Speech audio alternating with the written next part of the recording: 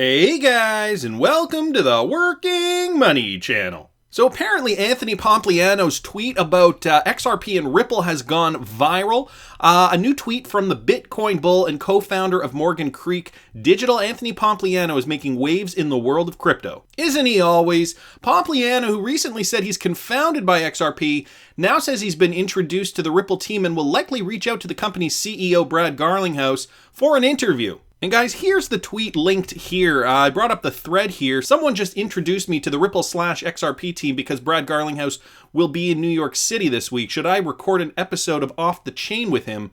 If so, what should I ask him? XRP Ranger Cub 175 says, I think you should ask him for an autograph and reveal to the world that you are an undercover Ripple XRP groupie. Green Eggs and Ham on here. Yes, you're missing one of the biggest opportunities in our lifetimes. What should you ask? Take your questions about Ripple and XRP and form them into some questions. You should ask what gives Ripple an advantage over the existing SWIFT system.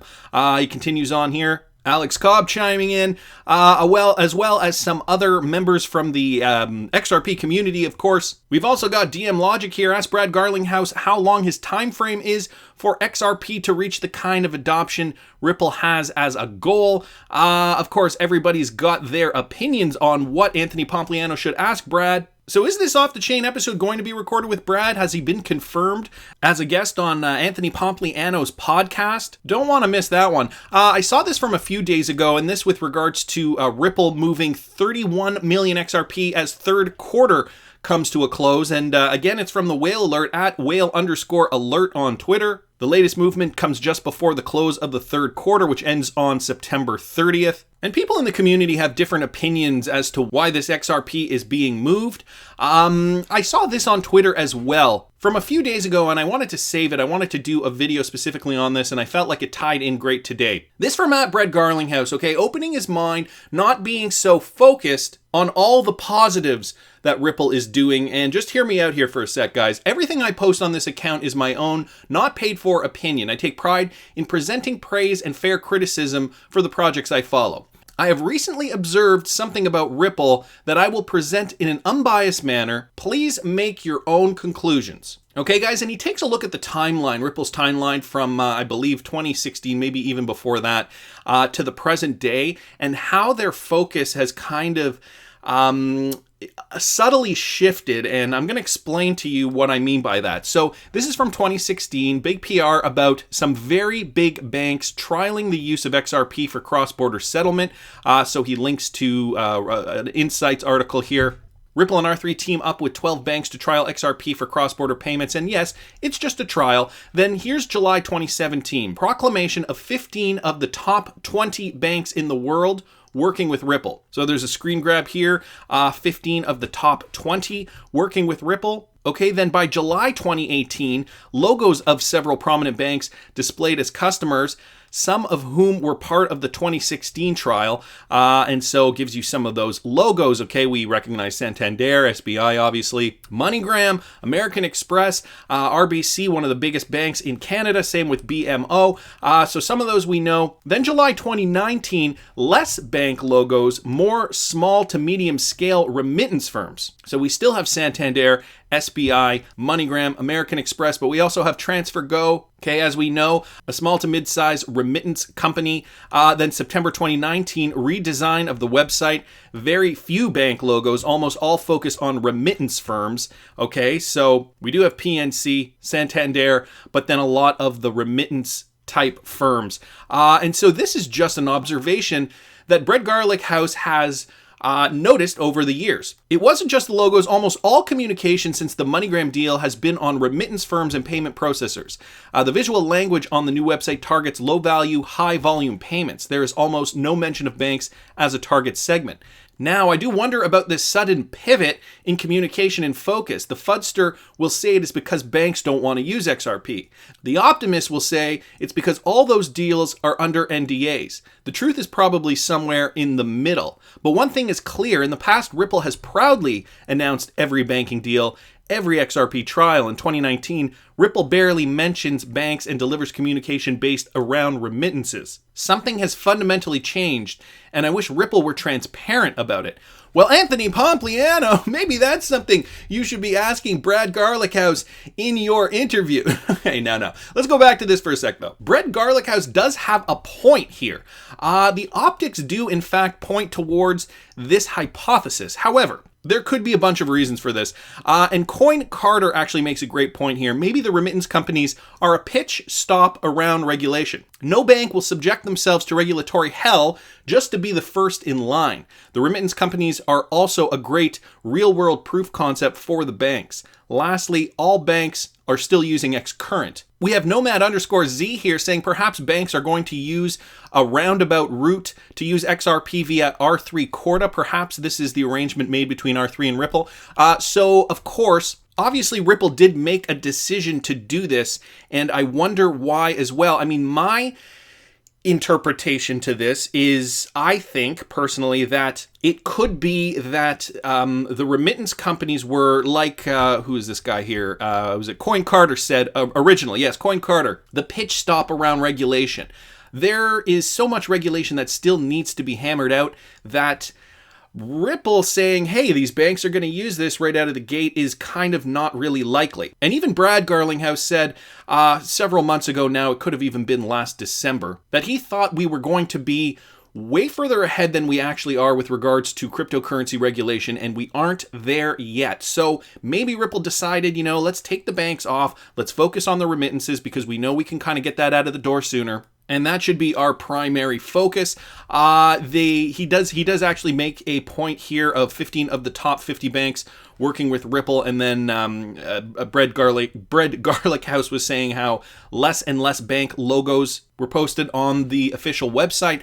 So that all said, very interesting tweet thread by Brad Garlickhouse on Twitter. That's at Bread, B-R-E-D, Garlickhouse on Twitter.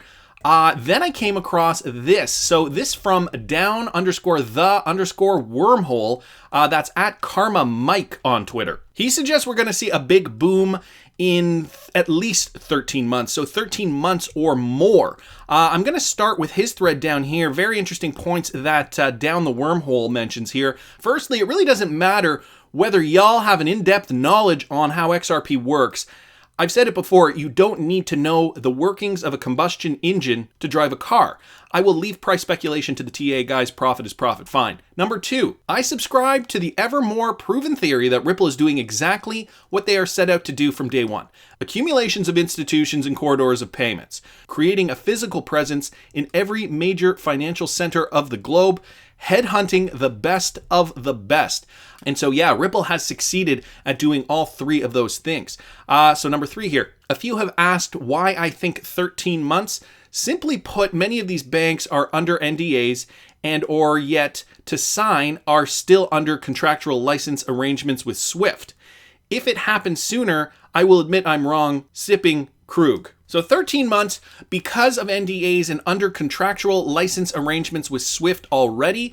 So could it be that we're waiting for a contract to run out? Remember this fun fact though, around 1.8 million accounts holding XRP and close to 1.7 million of these accounts are holding less than 5,000 XRP. And he links to the Ledger Expose Rich Stats list. So guys, only 100,000 accounts holding over 5,000 XRP. Interesting statistic there. Final thought of the night. Who has done more due diligence in the legitimacy and viability of both Ripple and the company and XRP the token? The lawyers of the BIS, IMF, HSBC, BOA, R3, Accenture, insert 220 plus names, or Jane Average Citizen with her $2,000. Very good point. Another thing Down the Wormhole retweets here is XRP Neo's tweet here. That's at XRP_Anderson. This is 100% correct. Never forget that the woman responsible to sell Swift GPI, Marjan Delatine, left after only 1 year for Ripple. If GPI was so good, she wouldn't have left. Look at the simple clues. Another great point that XRP Neo makes here. Finally up here, financial institutions will adopt the fintech that is most profitable for financial institutions. Follow the money. HSBC, Citi, BOA, MUFG aren't in the habit of allowing tech companies access to their systems. From a ripple, the tsunami comes. Learn to swim. So at least 13 months suggests down the wormhole for a tsunami of volume. And what I'm assuming from that is a moon in price. I saw this from I Am Legion, posted this just this morning. A clip, I don't know where it's from. The era of free banking. We have been here before. Private money versus government money, guys. And this just regarding cryptocurrency as a whole. Are the banks preparing for this? Do they know something that we don't? JPM coin, Wells Fargo coin, etc. And could that be why they hate Libra, too popular? Let me play you this clip here. The independent cryptocurrencies, Bitcoin especially, but some of the others, and to make some evaluation about whether these are serious threats to the sovereign currencies that are out there. In other words, if you are Janet Yellen running the Federal Reserve, are you worried about Bitcoin as a competitor to the US dollar? Is this a serious threat that private money could drive the government money out of circulation? If it did, this would put us back in the 19th century to what is called the era of free banking, when essentially banks issued their own private money and it was either used or not used by the public, really based on the reputation of the bank, and that currencies competed against each other and governments played a much more limited role. The independent cryptocurrencies, Bitcoin especially. Okay, so there we go, and it repeats. So the era of free banking, I Am Legion, that's at Payson26849860 on Twitter.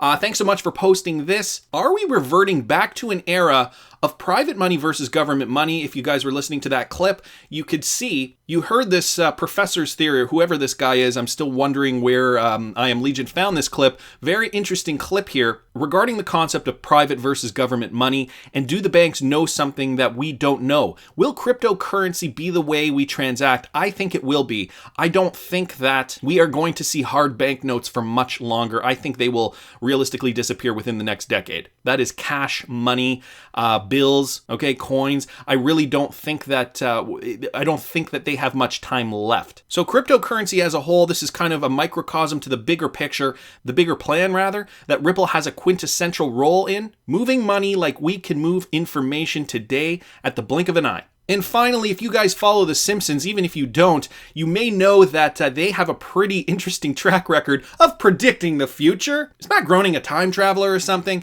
Nothing to see here. Simpsons episode just shows Mr. Burns getting a card that allows him to live like a king and buy anything, anywhere with no limit. Logo on the box look familiar to you? Some people suggesting it's the BINANCE logo, but then somebody down here posted this. Yes, Reborn here on Twitter. At Reborn13, this TenX card, it's a Visa card. Traveling, spend your cryptocurrencies anytime, anywhere.